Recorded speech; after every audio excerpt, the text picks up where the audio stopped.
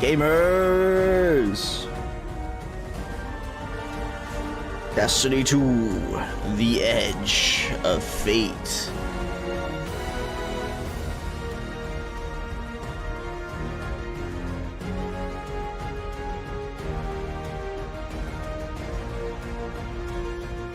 I'm so ready. I'm so tired too, but I'm so ready.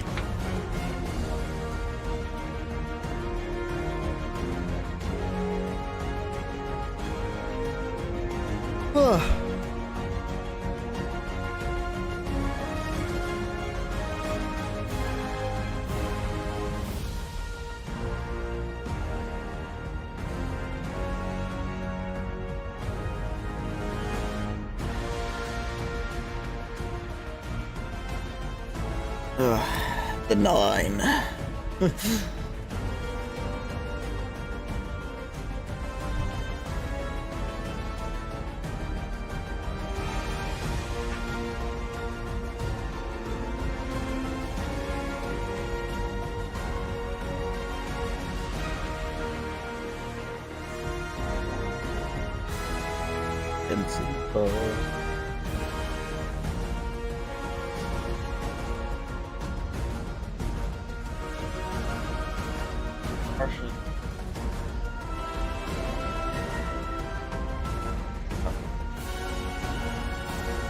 Pop it open a cold one.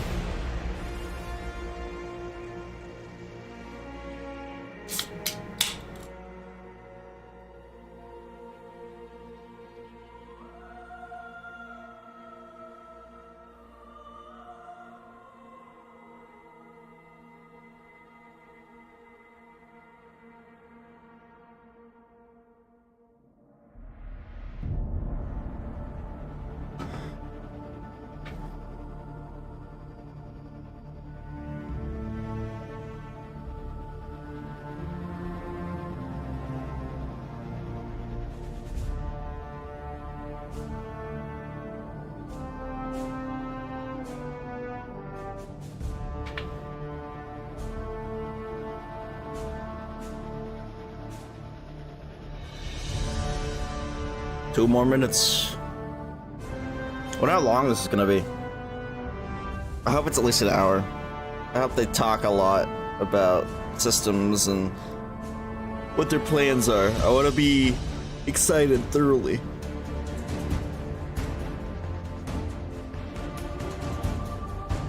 I don't want them to give us too many details about the actual, like, content. So, like, I don't want to know too much about the story or about the destination. I want to know what they're planning to do with structure, because they've talked about that, and I want to know about what their plan for the year is. That's what I'm more interested in, because I'm someone that thinks the less I know about, like, the actual story and stuff, the better. Makes a better first-time experience. But I don't know, Destiny likes to spoil shit right off the bat, so, like Cade's death, for example. But, we'll see. Stream starts soon. And my body is ready.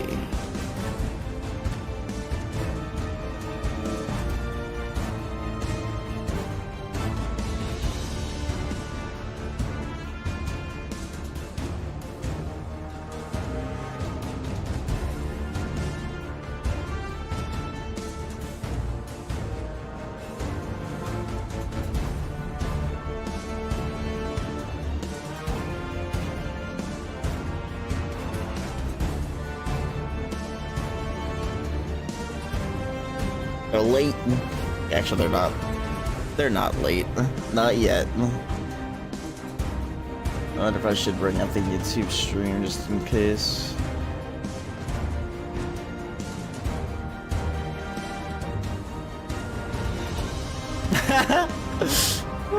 Mr. Apple Waffle's thumbnail for their watch party is so funny.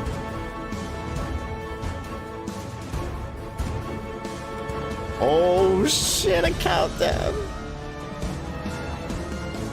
4, 3, 2, 1. Here we go. It's time, baby. It's time. What follows light and shadow is silence. A new voice, I think. My God, it's the That feet. silence breaks. I am summoning you as a new age begins.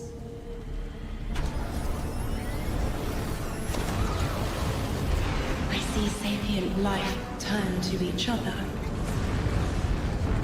They remember how to look to the stars. Oh my God. They remember curiosity. The rain is going backwards. But they have forgotten. What's that? They forgot we were here long before the traveler. Long before the travel. They forgot that they need us. But they are fated to remember. I will remind them. I'm sure you will. But not through me. Find someone else.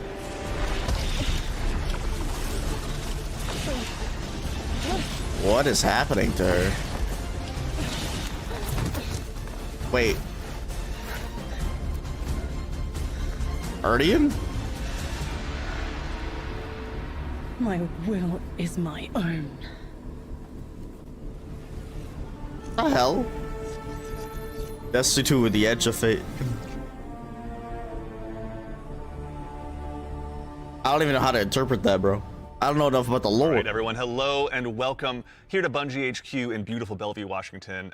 We have got an amazing stream lined up for you to tell you a little bit about the Edge of Fate and the future of Destiny 2 as well. My name's Andy. I work on the social media team here, but no need to worry. As always, I am joined by some of my amazing colleagues here at Bungie to share some of the finer details of the stuff that we're going to be getting into today. So, how about we go ahead and get into it so we can show you what we got. Dude, those are some crazy starting stickers. First with this gentleman on my right and to your left is someone that you've probably seen if you've tuned into our stream. Was that before. Whisper the By Worm back Dogs, there? The one Looks and sick. only Mr. Robbie Stevens, assistant game director here at Bungie. How you doing? I'm doing great, Andy. It's always a pleasure to spend a day with you. Yeah, it's been a nice time, honestly, hasn't it? Yeah, well, always. To that end as well, for anyone that doesn't get to hang out as much as we do, can you tell everyone at home a little bit about yourself and what you do here? Yeah, sure. So I'm one of the creative and game directors for the game. So that means like I'm a vision holder and I work across the entire Destiny team with people like Allison and Dylan on the couch here to chart a new course for Destiny and a new future for the game. And just incredibly excited to be sharing with everyone today of what we've been up to. Yeah, can't wait. We've got a big show ahead, so thank you for being here. Yeah, of course. And of course, as we move, pardon me, right on down the line, someone who again has also had the good opportunity to join us on these streams as well, and is now firing some finger guns like a pro.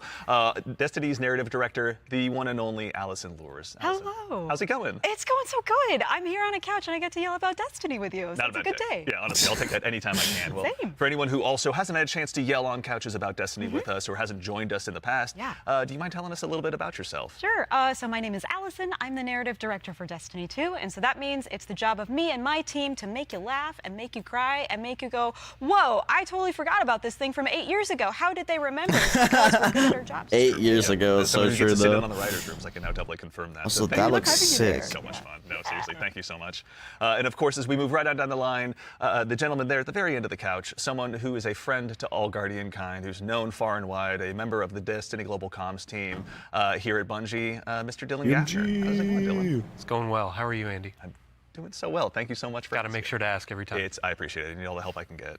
Well, to anyone out there who may not have accosted you on the wild world of social media or is just somehow meeting you for the first time, do you mind telling us about what you do here at Bungie? My name is Dylan Gaffner, formerly community team, where we would go out, collect your feedback, translate it to the dev team, and then bring their information back to you, kind of be that middleman.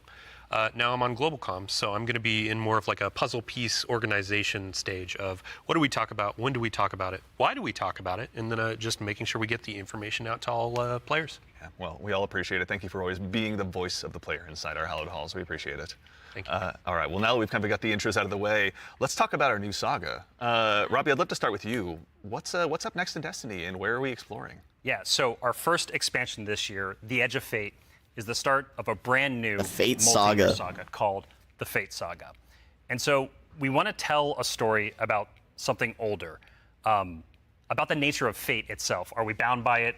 Can we fight it? Because before the Traveler ever arrived in our solar system, there was already space magic here, Andy. Yeah. Yeah. And so ultimately, this is a story that we're going to explore one of Destiny's biggest mysteries and the foundations of the universe itself. You're talking about the 9, aren't you? Who Yeah. told you? I think it's Subtle, How did I you know. know? Talking about the Yeah. map. What was We did such a Did good you see someone job have it on the with this background? We secret. buried that lead, didn't we? Yeah. just a little bit. That's, but I mean, to that end, so who and maybe more appropriately, what are the 9? Yeah, so buckle up. In the Yeah, it is simplest kinda description possible, RGB in the corner. 9 are extraordinarily thing's a screen, powerful but- beings that have been in the solar system for way, way, way, way longer than the Traveler. We can think of them as being kind of connected to each of the major celestial bodies in Sol. So that's each of our 8 planets plus the sun. Sorry, Pluto. It's messed up. Didn't make the cut. All right, fair. Sorry, I don't make the Pluto. rules. Yeah, there you go. But the important thing to know about them is that this is why we're going to be so focused on the solar system for the next saga. We want to ask questions about our home that we've never asked before. Yeah. So when it comes to the 9, obviously, Eagle-Eyed Guardians have been able to spot references to them for quite some time, whether it be outright ominous or a straight-up game show in some cases. Can you tell us a little bit maybe about what we should expect from them? Expect to be surprised.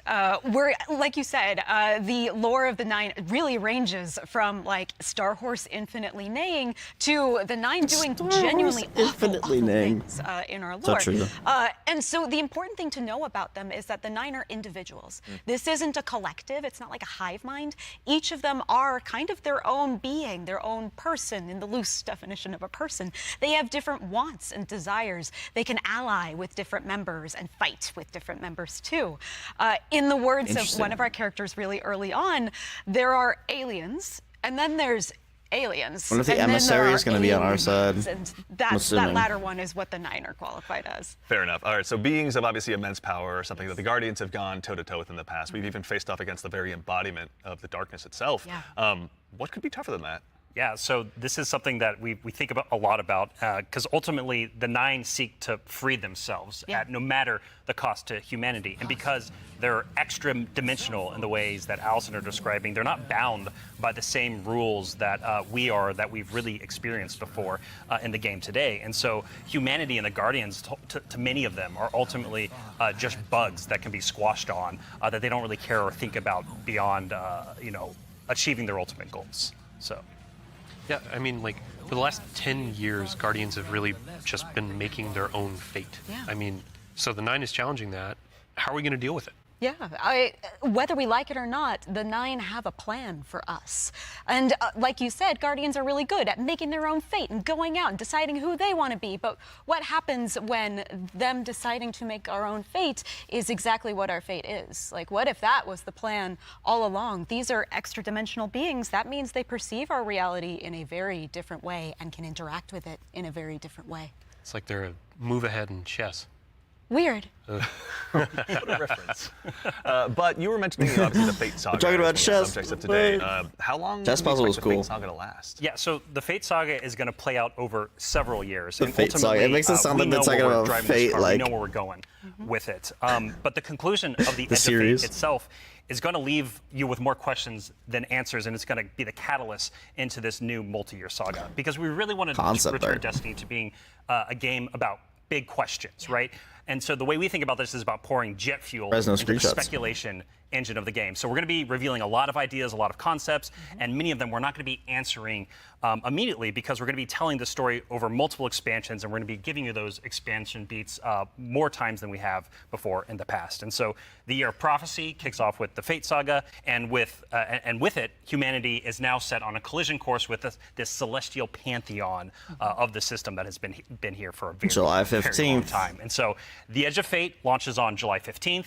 And then the second expansion of our Year of Prophecy is Renegade, which comes this winter. And then later in 2026, we've got Shattered Cycle and The Alchemist. It's a lot of stuff. Yeah.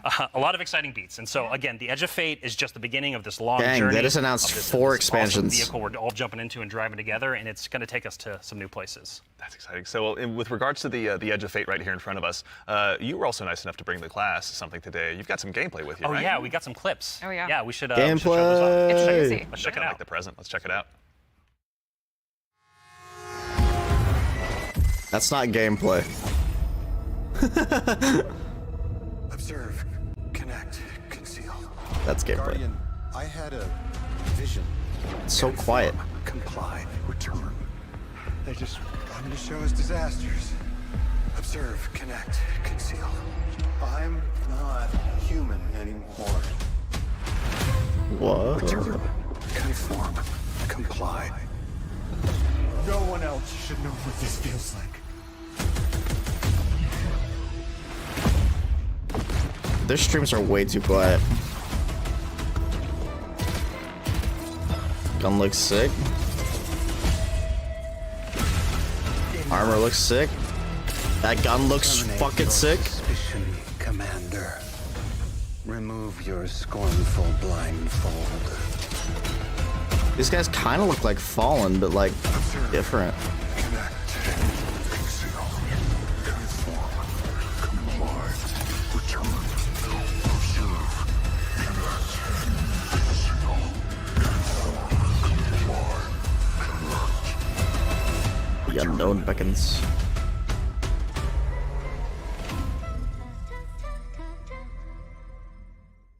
The Edge of Fate. All right, that gives us an awful lot to go ahead and continue to dive into. And here to help us go ahead and explore a little bit more of it, everyone, you probably knows we've been joined by someone new here on the couch.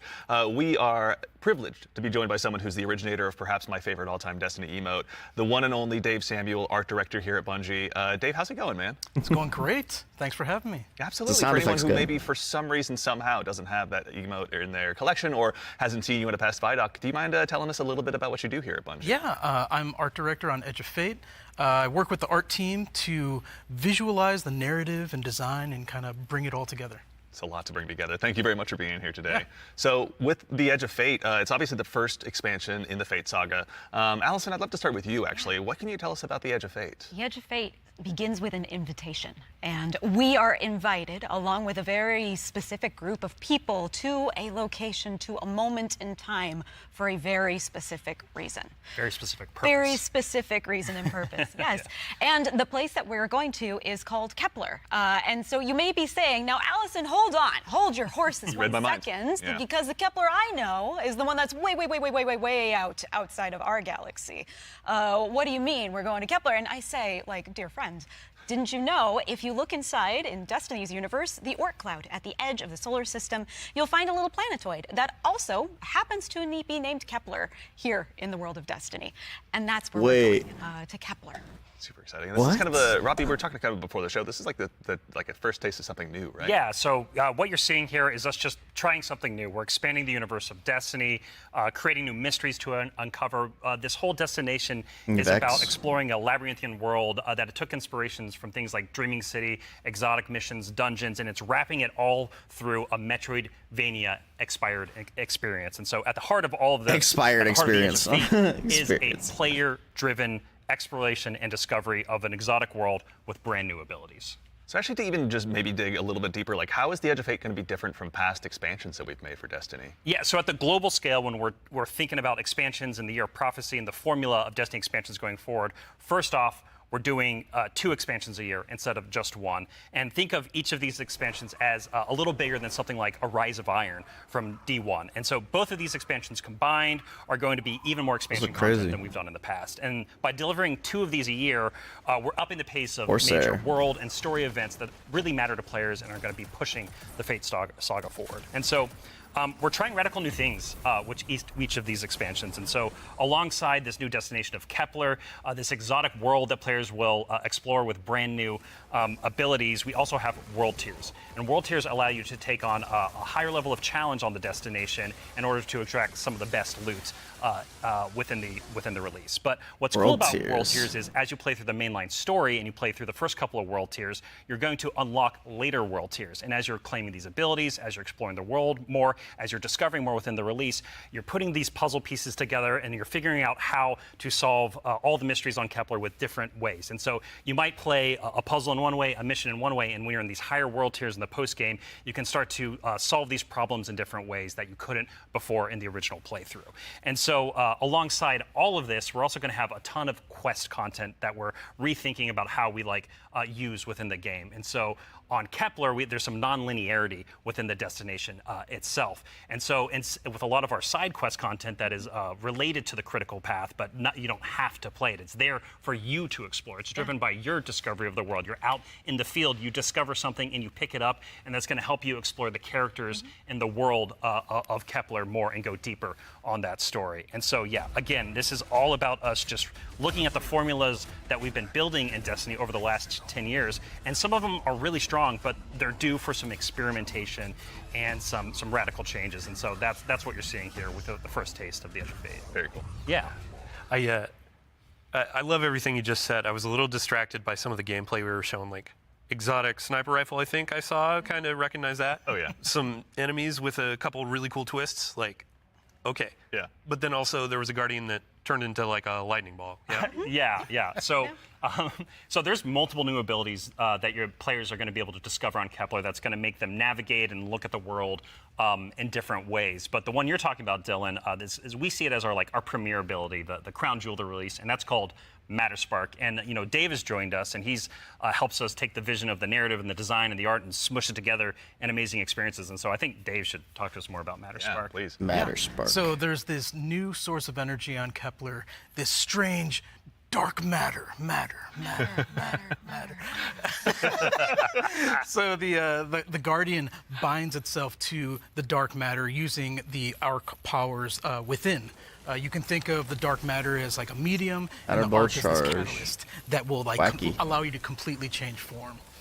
Transforming into Matter Spark lets you squeeze into tight areas, race around areas, jump over stuff, and it also allows you to turn into this basically electric rolling ball of death, jolting and shocking enemies that come across your path. So obviously, one big part movement, one big part combat, but I mean, even just in addition to that, to look a little bit, wider, like how did the Matter Spark Ball kind of influence the world that we're going to be inhabiting?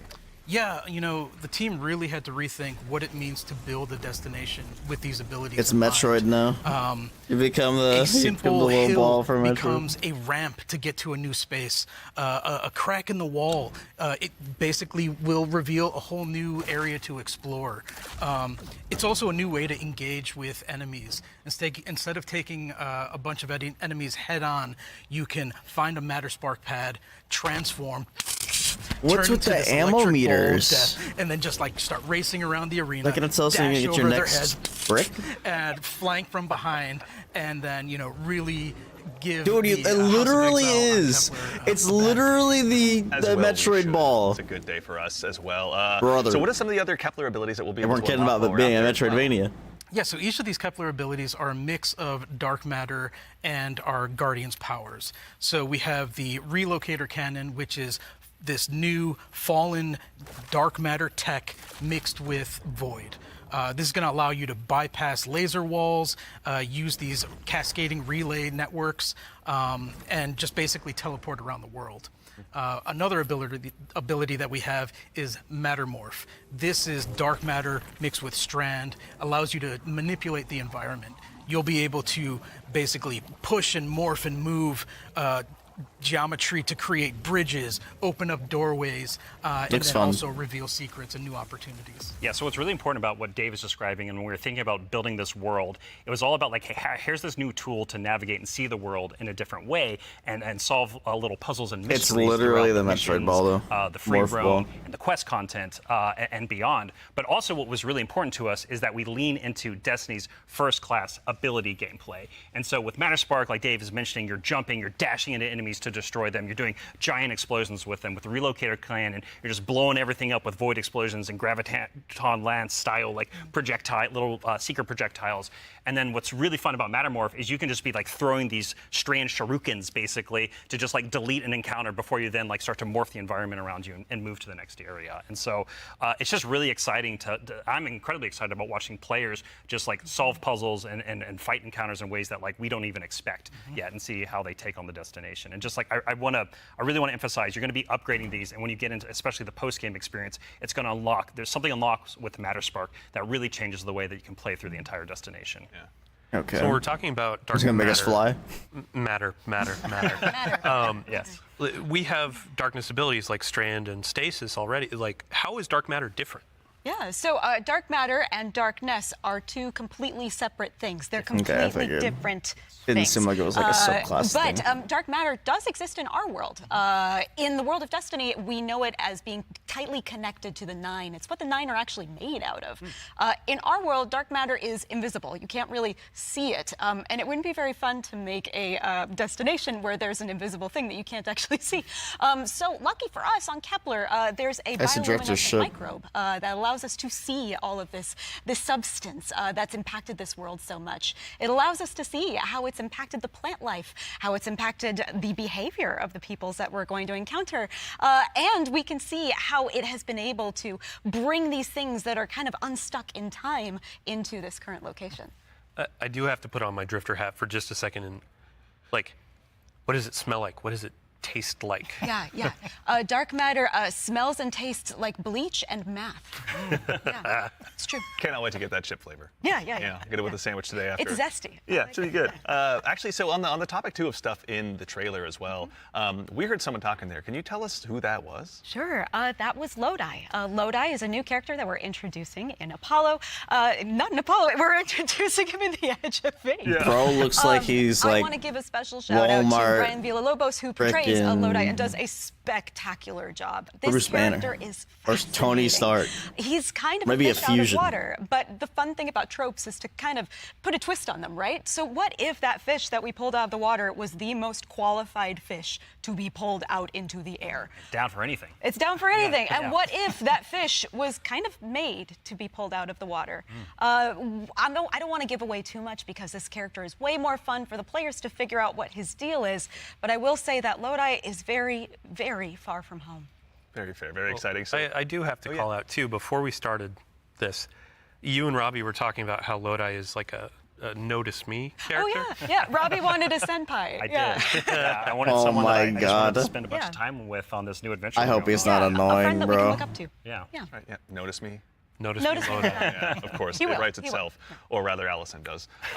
So, with regards to the characters as well, so is it a whole new cast of characters in The Edge of Fate? No, we're going to see some new faces like Lodi and other characters, but we're also going to see some familiar ones too. Ikora is here. The stakes are high enough that she's here investigating what's going on. And as it turns out, in one of our major mysteries, she's kind of at the center of it. She was invited here, as was Lodi. Same as we were. All of it's kind of tied together. Very exciting. So, Yeah, the way. Oh, if I can. No, yeah, please. no, Yeah, yeah. please, Like yeah. the way we think about this is about all these characters.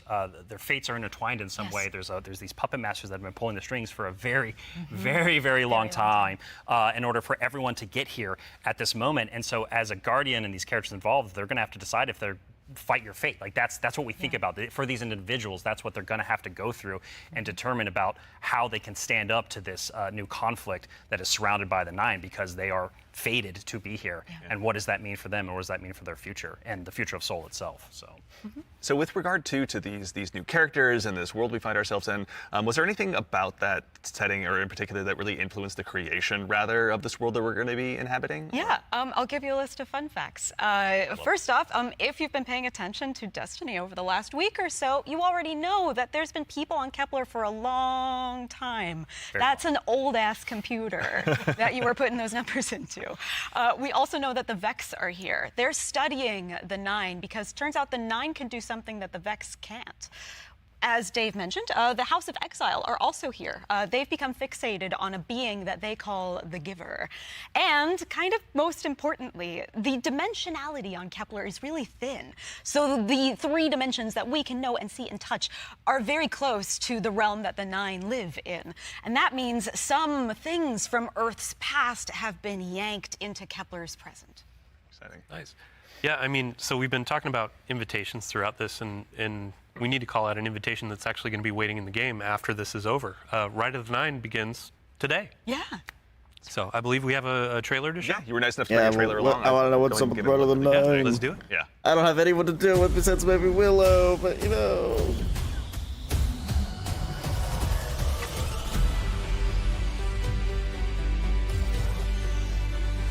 3 dungeons beckon. 3 difficulties to challenge. Explore a guide experience with solo and match play in mind. Eternity. Increased enemy strength and new challenges. Ultimatum only for the strongest wills.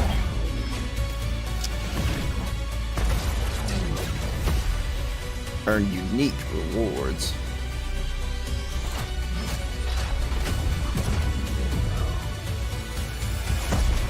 The reskins look so sick. There to answer the call. Rite of the Nine. All right, so that's Rite of the Nine, which is our essential prologue story for The Edge of Fate. And these 3 dungeons that are featured in this event are free for all players starting today.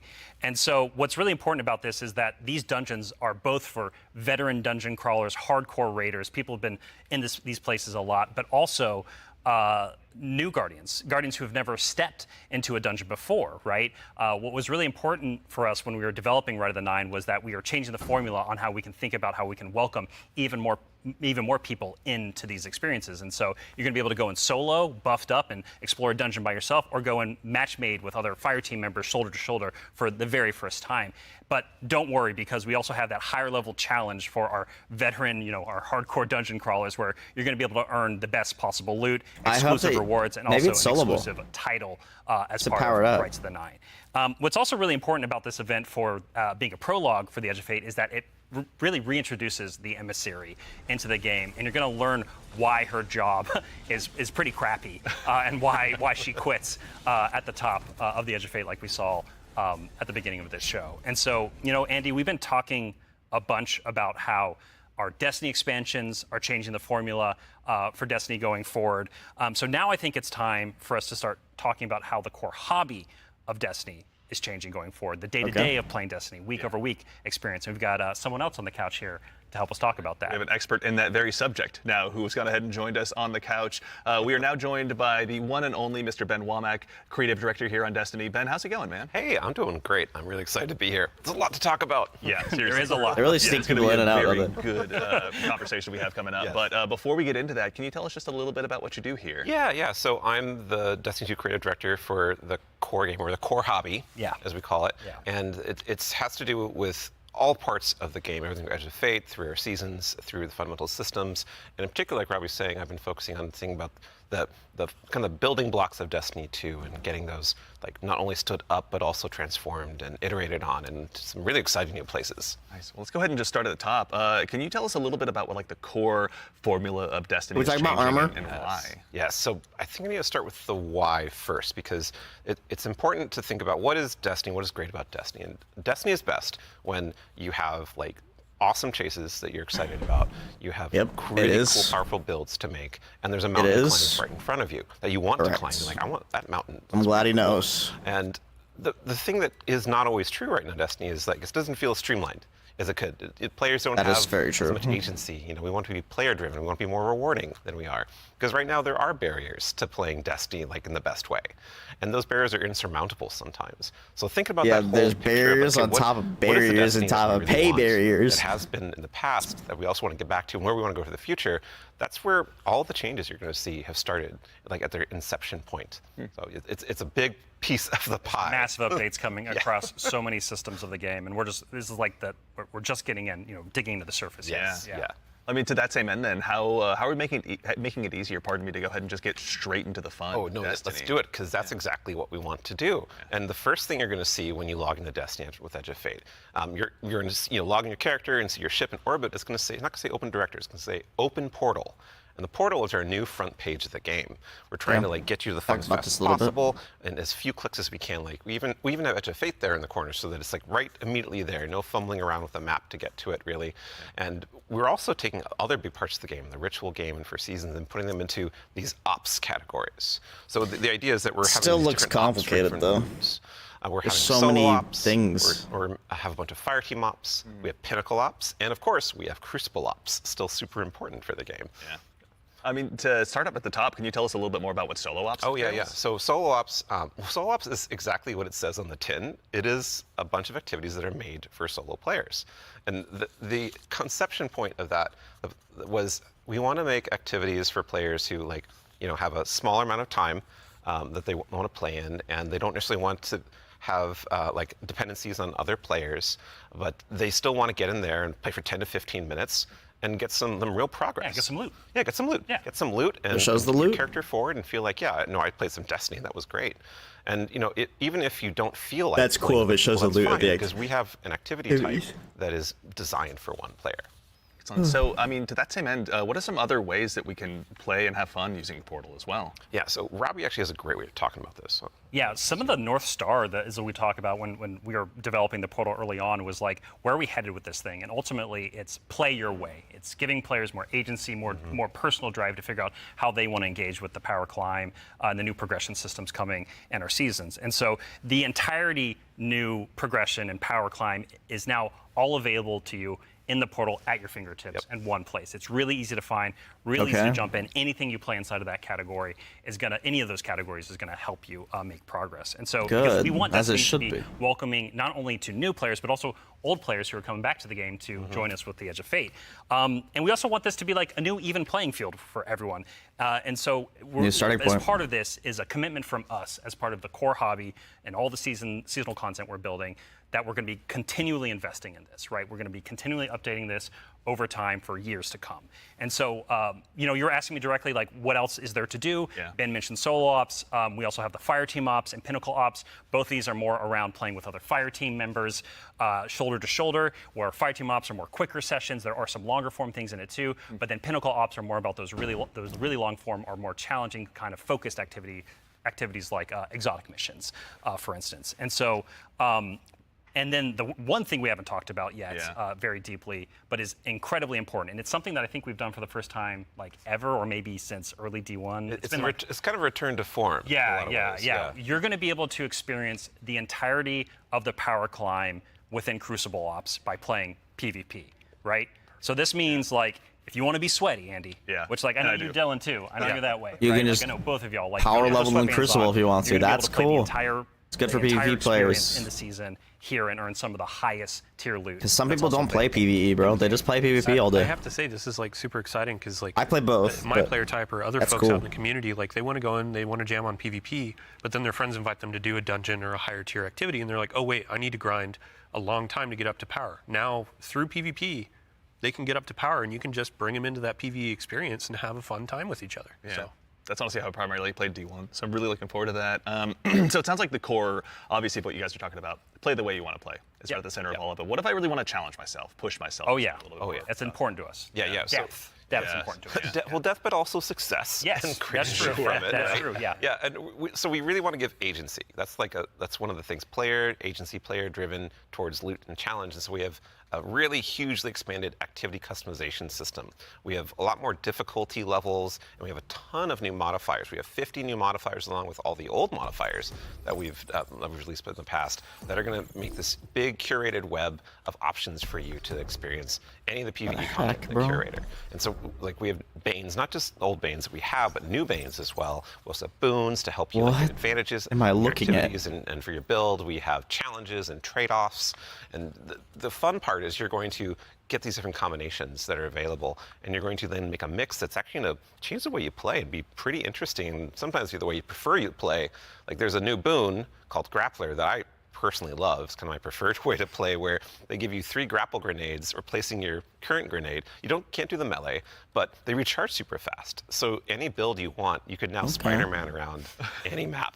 It's actually that's super cool. fun. It's so fun. I mean, like, what's at the heart of what Ben is talking about is what we kind of call the virtuous cycle, right? Where you're going to be crafting your build, tinkering with the activity, looking at like how you can earn a higher tier of reward by taking on a higher challenge. And as you earn better loot, you're looking towards that next mountain to climb just ahead of you all the time. And so this is really about how far you want to push yourself upwards within the portal itself. But also, we also are thinking about the people, and that's the depth, right? That's the depth of the challenge that we're talking about. That's also, but we're also thinking about the people who don't have as much time to play with like solo ops, and also if you're scared of modifiers or you're scared of customizing these activities. Or you just don't feel like doing it. Yeah, that's a great way to describe it. Thank you. We have a bunch of quick play options, right, Ben? Yeah, quick play options, and we actually have matchmaking and fire team ops. And we have fire team finder, and so you're able to like really choose kind of what you're in the mood for. Oh yeah, we technically have matchmaking across every activity that exists. Except for solo ops, because that's solo. Right. But yes, But otherwise, in the fire aside teams from and that pinnacle one. ops, it's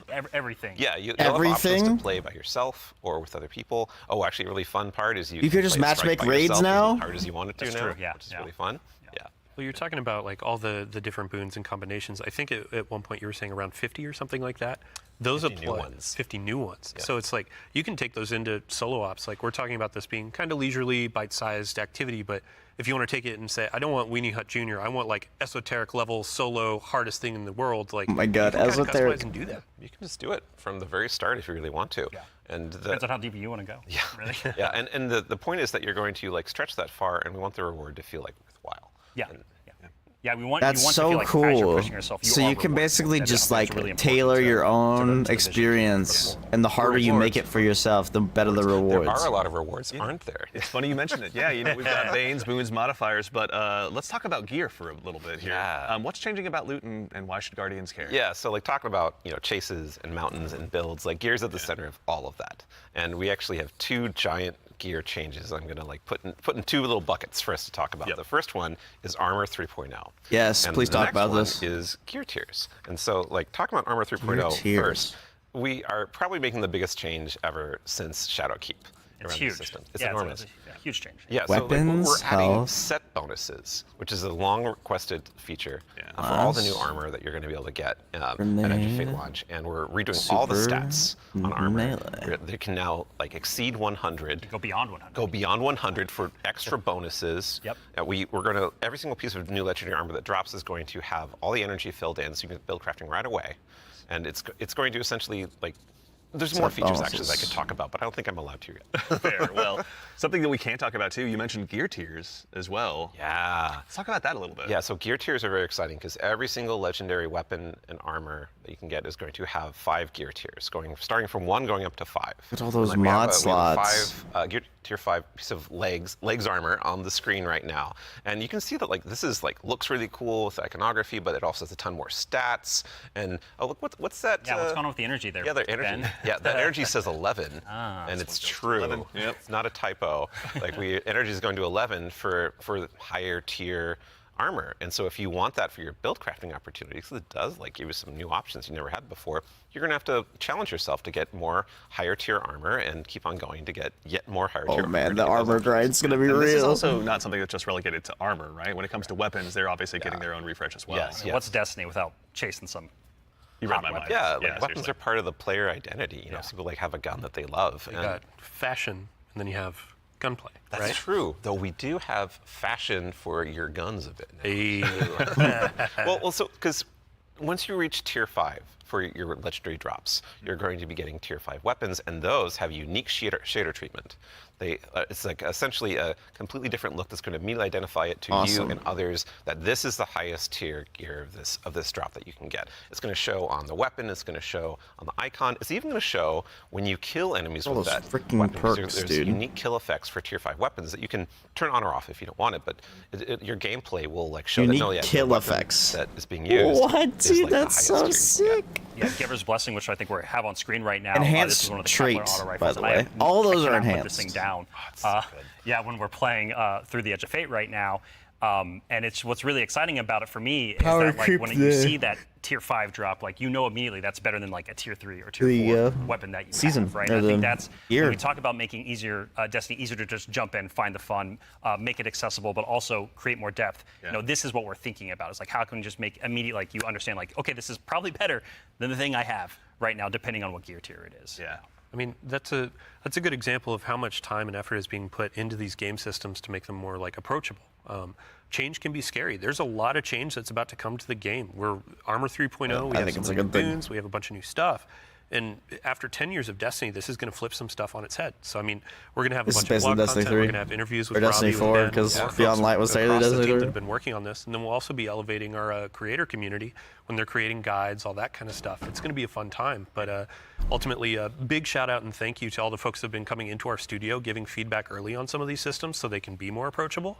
And we're looking forward to all the feedback that's going to be coming after launch too. Like this is again one of our first steps into something, and then the community and we are going to build something amazing. Yeah, and I can't stress enough how much feedback we've gotten from the community summits we've been running over the last year for the Edge of Fate, and just people reaching out to the community teams and others to us. Like your feedback is invaluable. So like seriously, like thank you so much.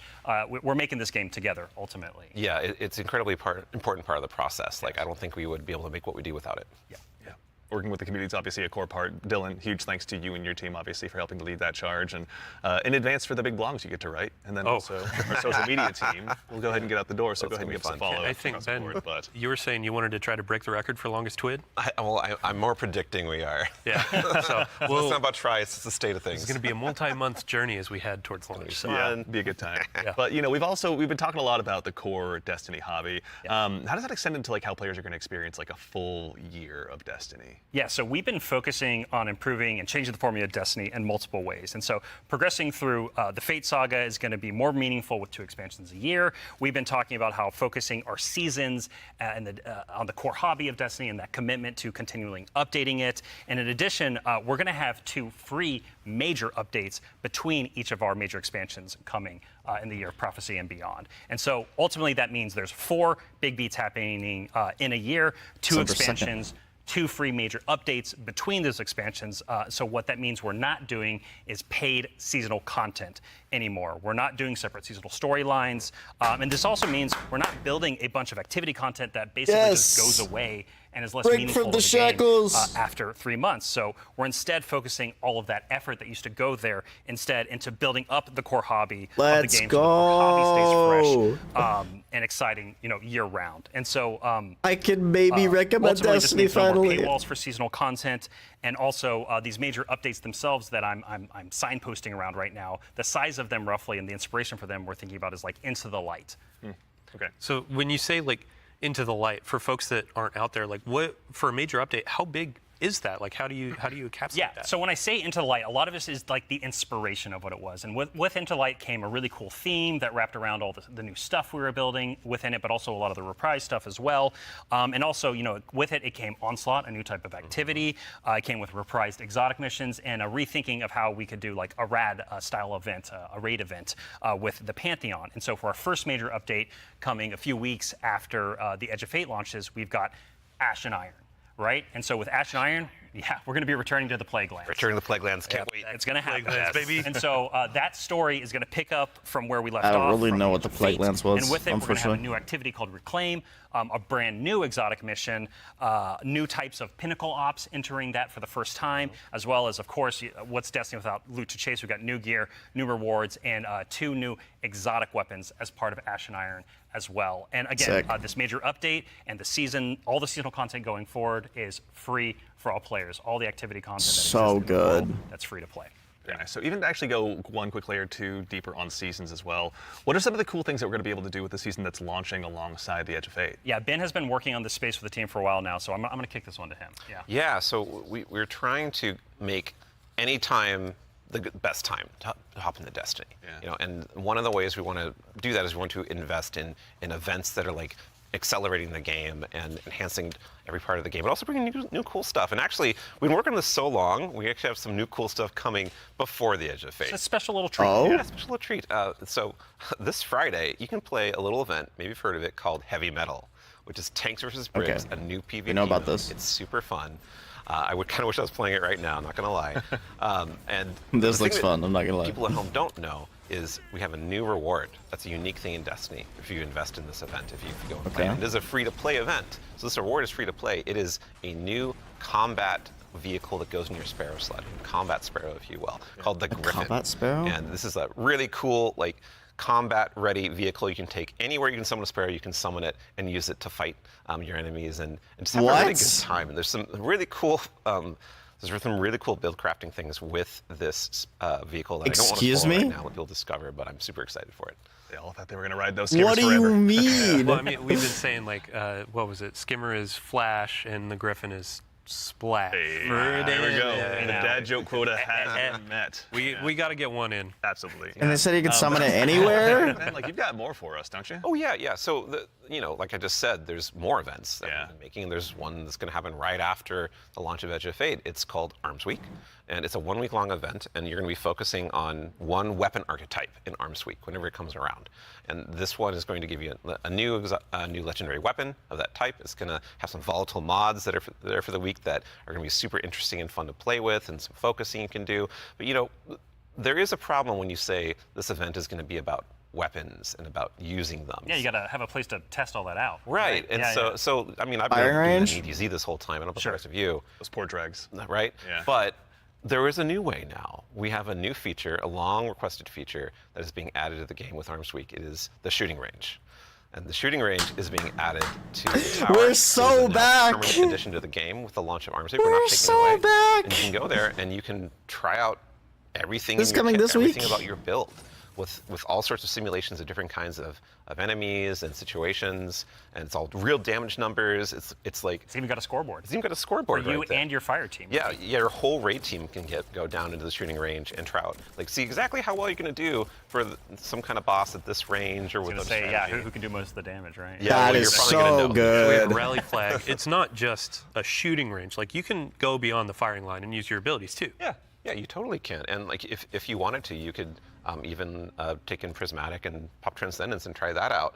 And well, I think the reason why we're not seeing that right now is because it's a Titan. Yeah, it's a good soldier. You can turn them on or off with simulated behavior. Yeah, exactly. That is so cool. To their Google Docs, I'm guessing. This will be a really good tool. Like, Dude, as we're let's adding all of these fucking different systems with gear tiering go. and all that. You can go in and check those damage numbers in real time. We're so like, back. how do my stats change? How are these different gear bonuses going to affect my gameplay? You can see it in the tower now. Yeah. And while we're talking about weapons. Oh, yeah. Well, one more thing, right? Yeah, no, there's one more thing. I know you're excited. So, there's more events. Of course, there's more events. And the holiday events are coming up. Where Solstice is right around the corner. It's summertime, right? It's summertime. Summertime is solstice time in Destiny 2. Oh my God, it's already Solstice has some Solstice? really cool twists and such that we're planning, but I'm not going to talk about that right now. I feel like we just had I want to show Solstice. you all the new hollow foil treatment we have for Solstice weapons. So, here we go. This is the hollow foil treatment for Solstice in 2025. It's clean. It is. It's good. It's amazing every time I look at it. Yeah. It is an ocean, and gun. the line. Yeah, we put the ocean on a gun. So are we getting a full power reset? Because that's kind of what it looks like. Any kind of weapon that drops for this event can have a hollow foil. Yeah, no so it matter could be what a tier 1 or tier 3. Yeah, any exactly. weapon can have a hollow foil. Yeah, the tier 5 hollow foil. Ooh. Like that's gonna be a chase. Our other events will also have hollow foils. Yeah, like Arms Week you're talking Arms Week about. will have its own hollow foil treatment. Like every event, a major event we have, will have a hollow foil treatment. The holidays will have their own kind of special one, but yeah, Arms Week will have their hollow I foil love drops that that. you can farm as well. I love that so much. No, it's going to be a good time. I'm going to have way too much stuff to chase down, so appreciate you guys putting all the hard work in, obviously, for that. But I believe we've got one more thing. Yeah, I mean, we've been talking a lot about, here are the free updates coming to Destiny, the portal, a bunch of different stuff, Edge of Fate. but we also have another expansion, and we need Allison back on the couch to talk about it. Yeah, Allison. She's the best one to talk Yeah, about. we've got something very exciting, and so once again, Allison, thank you for taking the time to having join us us. up for no reason. Of course. I'm so excited to be the one more thing. Yeah, it's a tradition around here, so we're glad that you could obviously go ahead and lead us into this one. But, as Dylan mentioned, we've talked about the Edge of Fate, but this is the first year we're going to be doing 2 expansions over the course of a year. Can you tell us a little bit about Renegades? Yeah, so we're going to have a dedicated reveal for Renegades in September alongside our major update, Ash and Iron. But earlier we were talking about how sometimes our formulas can constrain us from experimenting and innovating. And so in that spirit, Renegades is going to be very different from the Edge of Fate. What I can tell you, and we'll talk plenty about it later, is that we're going to be experimenting and innovating with activities, with social mechanics, and more. But more importantly, I want to talk about our inspiration. And so I have to kind of tee it up first. So Renegades is going to be a Destiny, definitively Destiny expansion. This is part of the Fate saga, and it's going to push it forward in important ways and introduce characters that we're going to spend time with for years to come. It is an essential Fate saga story. And it's an homage to a universe that has inspired Bungie from the start. It's a universe that all of us here on the couch grew up with, as well as everyone else at the studio and millions of you back at home too. It is a peanut butter and combination, a peanut butter and chocolate combination inside of what we're making that could only be possible in the kind of world that we build here. And so I am absolutely thrilled to be able to give our first sneak peek at Destiny 2 Renegades. Let's take a look. We're already showing the next expansion, bro.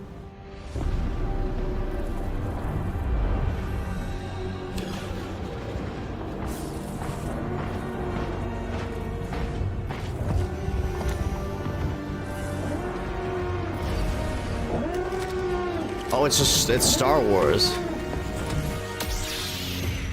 It's Star Wars. What? What do you mean?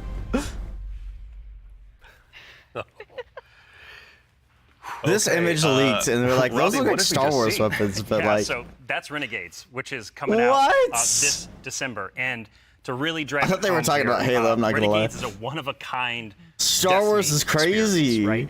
And just like we on the Destiny team have taken inspiration from other genres like dark fantasy or cosmic horror, Renegades takes the space western vibe and aesthetic that is Star Wars, and it puts it through that Destiny lens.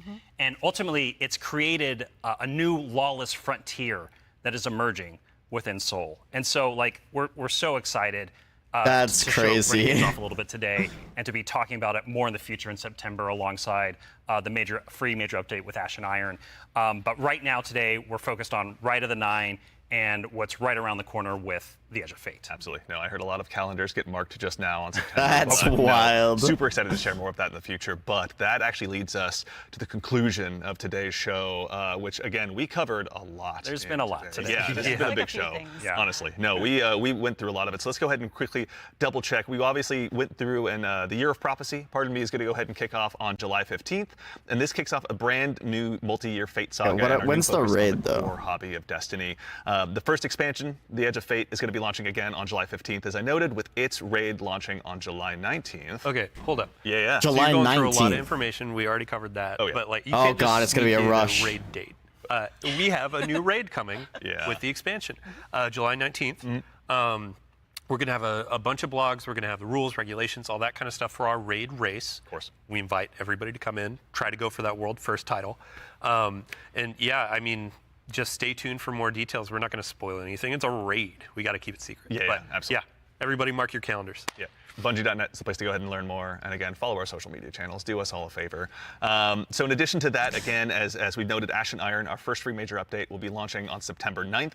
Renegades, very exciting. We'll be launching in December. And then keep an eye again on our social channels. We'll provide all the updates once they're available. But as far as today goes, the Edge of Fate and the entire Year of Prophecy pre-orders are available starting Isn't right 19th now. a Saturday, though? Pre-ordering for starters, the Ultimate Edition will go ahead and unlock the New Land Beyond. New Land Beyond, that exotic sniper. Super Ooh, I exciting. can't wait, man. I can't wait. Wait, they're doing a honestly. raid on a They'll be Saturday? unlockable in addition Isn't to this several Saturday, other goodies. Sunday? And also, we've also got a collector's edition that'll be available. Yo. You can see here on screen, it will be coming with an awful lot of very cool stuff, including this cool statue that you may Saw have a noticed saw a here that's been Vader. sitting with us on stage.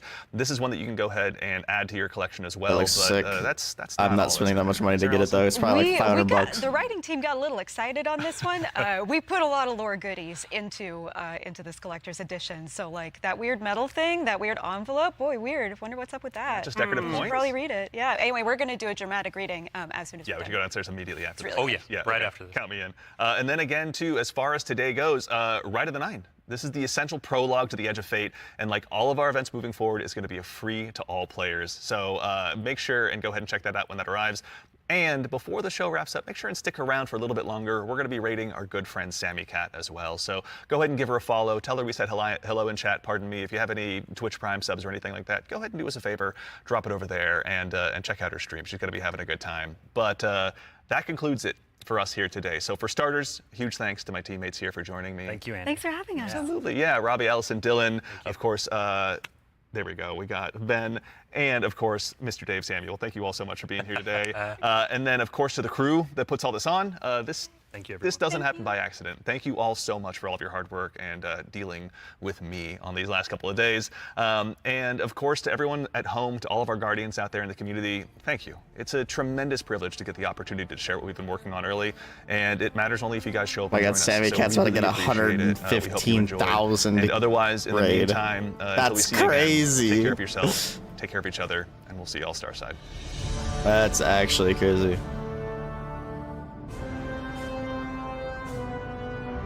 Alrighty, gamers. That was the Edge of Fate reveal event. I'm actually more excited about the systems changes than I am about the actual destination, but that looks sick, dude. That's awesome. Alright, well, that was that. I'm probably gonna go back to bed because I am tired. So, yeah. But I'll probably be back later. I'll probably do some Ride of the Nine, hopefully. We'll see. We'll check it out at least. And I don't know if I'll be able to do it without a fire team, but we'll see. Looking sick. I'm very excited. So anyway, guys, thank you so much for watching, and I will see you all